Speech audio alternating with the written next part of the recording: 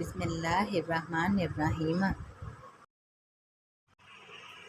حضرت ابو ہریرہ رضی اللہ تعالیٰ عنہ سے روایت ہے کہ رسول اللہ صلی اللہ علیہ وسلم نے فرمایا، کسی آدمی کے برا ہونے کے لیے یہی کافی ہے کہ وہ اپنے مسلمان بھائی کو حقیر سمجھے۔ ایک مسلمان دوسرے مسلمان پر برا حرام ہے، اس کا خون اور اس کا مال اور اس کی عزت آبرو۔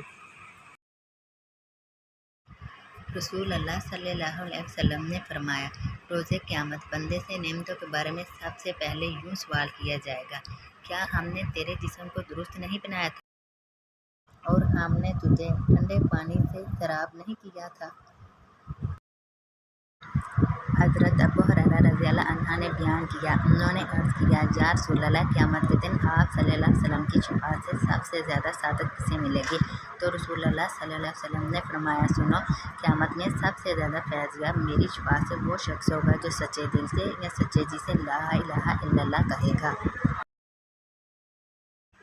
سیدنا عبداللہ بن عمر رضی اللہ عنہ بیان کرتے ہیں کہ ایک صحابی نے عرض کیا، اللہ کے رسول صلی اللہ علیہ وسلم، میرے پاس قربانی کے لیے صرف ایک بکری ہے، وہ بھی کسی کو دودھ کے لیے رائتن دے رکھی ہے، کیا میں اس کی قربانی کر لوں؟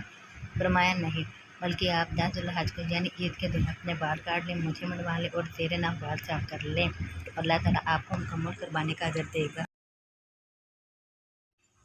حضرت ابن عمر رضی اللہ تعالیٰ عنہ نبی صلی اللہ علیہ وسلم سے روایت کرتے ہیں کہ آپ صلی اللہ علیہ وسلم نے فرمایا، تم یہودیوں سے لڑ گئے تو انہیں قتل کر دو گے، یہاں تک کہ پتھر بھی کہے گا، اے مسلمان ادھر آئیے، یہودی ہیں، اسے قتل کر دے۔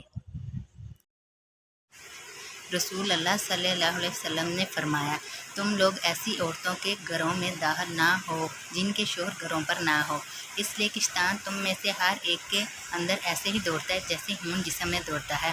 ہم نے عرض کیا، آپ کے بھی؟ آپ صلی اللہ علیہ وسلم نے فرمایا، ہاں میرے بھی، لیکن اللہ تعالیٰ نے اس کے مقابلے میں میری مدد کی ہے، اس لیے میں اس کے شر سے محفوظ رہتا ہوں۔